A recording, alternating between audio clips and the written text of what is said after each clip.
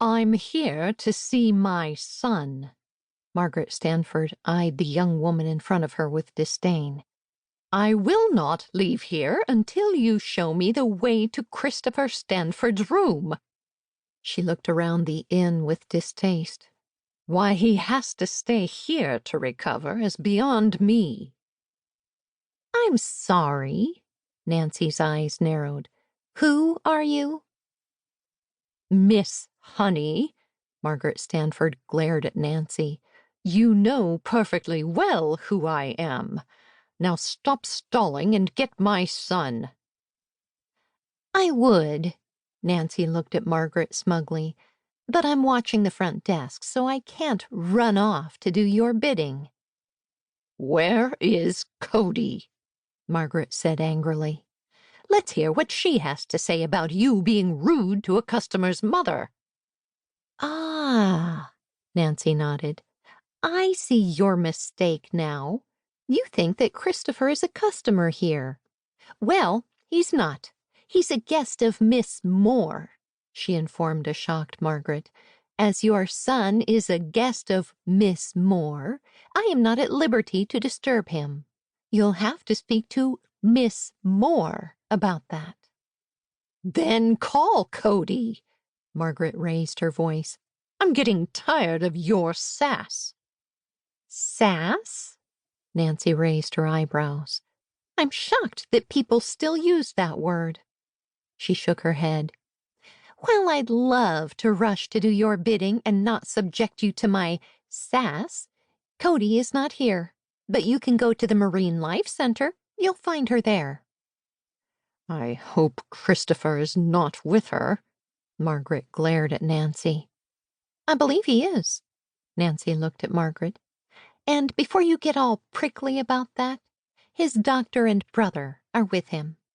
What in the blazes is that? Margaret took a step back as Sheba, the Moore's large ragdoll cat, hopped onto the front desk. She sat wagging her tail, eyeing Margaret. It's a cat, Nancy told Margaret with a straight face. You know, a small domesticated carnivorous feline. I know what a cat is, Miss Honey. Margaret's cheeks were stained with angry red. Now call the Marine Life Center and get Cody to bring my son back here. I will not set foot in that smelly place. I don't think the sea life at the Marine Life Center would... Nancy was stopped mid-sentence by her mother, Connie Taylor, who came from the kitchen. Nancy, don't you have to get ready for a shift? Connie gave Nancy a warning look. Hello, Margaret. She looked at Margaret coldly.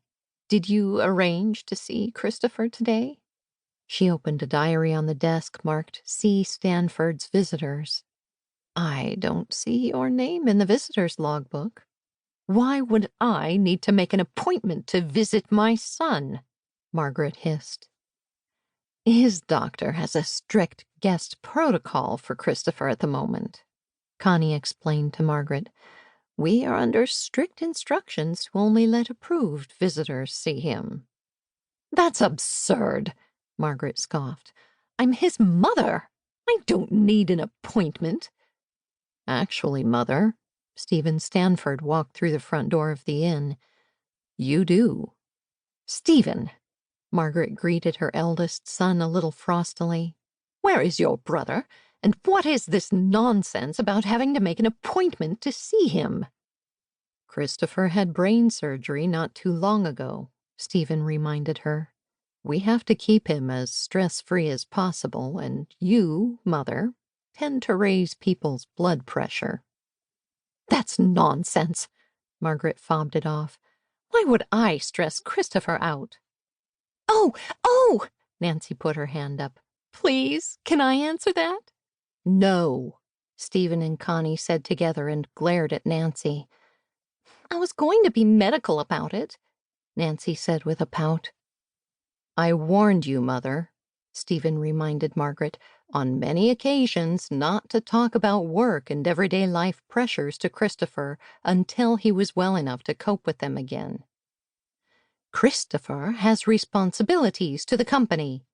Margaret's eyes narrowed.